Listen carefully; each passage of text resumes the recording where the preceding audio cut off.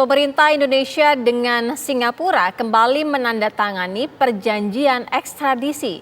Dengan perjanjian ekstradisi kali ini, maka pemerintah berharap pemulangan koruptor dan buronan yang lari ke Singapura akan jauh lebih mudah. Pertemuan Presiden Joko Widodo dengan Perdana Menteri Singapura Lee Hsien Loong di Pulau Bintan, Kepulauan Riau menghasilkan sejumlah kesepakatan penting.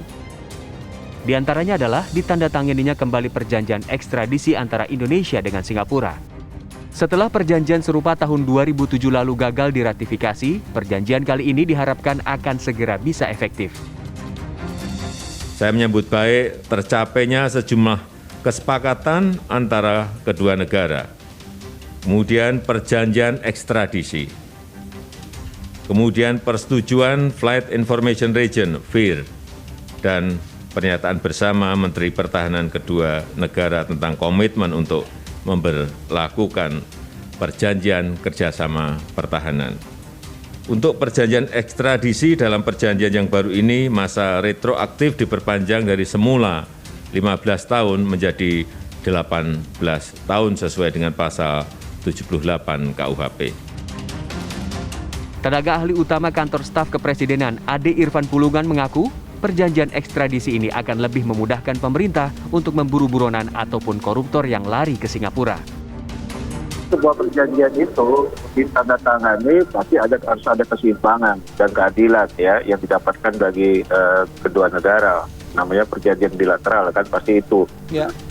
Tentu ya selama ini kan kita menginginkan memang kepada pemerintah Singapura ya, terutama khusus terhadap pemberantasan tindak pidana korupsi, supaya misalnya pelaku korupsi itu yang selama ini lari ke Singapura bisa diekstradisi.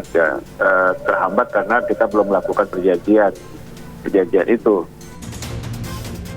Namun pengamat hukum internasional Hikmahanto Juwana menyoroti masa retroaktif perjanjian ekstradisi yang diperpanjang dari 15 tahun menjadi 18 tahun. Kalau untuk perjanjian ekstradisi itu dirubah dari 15 tahun menjadi 18 tahun retroaktifnya. Tapi coba sekarang saya tanya nih, kan kita mau ngincer 1999 yang kasus BLBI. Sekarang dikurangi aja 2022, dikurangi 18 tahun. Ini belum pengesahan oleh DPR ya, belum berlakunya. Sekarang sampai nggak tahun 1999? Cek aja sekarang. Jangan sampai Singapura itu bilang ke kita nih orang Indonesia, ini orang Indonesia ini antara naif sama bodoh nggak ada bedanya gitu. Marah saya terus terang kalau udah kayak begitu. Berbeda dengan perjanjian ekstradisi tahun 2007 di masa SBY, perjanjian kali ini dinilai akan berjalan mulus. Pasalnya, kedua negara juga telah menyepakati perjanjian pertahanan yang sebelumnya diminta oleh pemerintah Singapura. Tim TV One mengabarkan.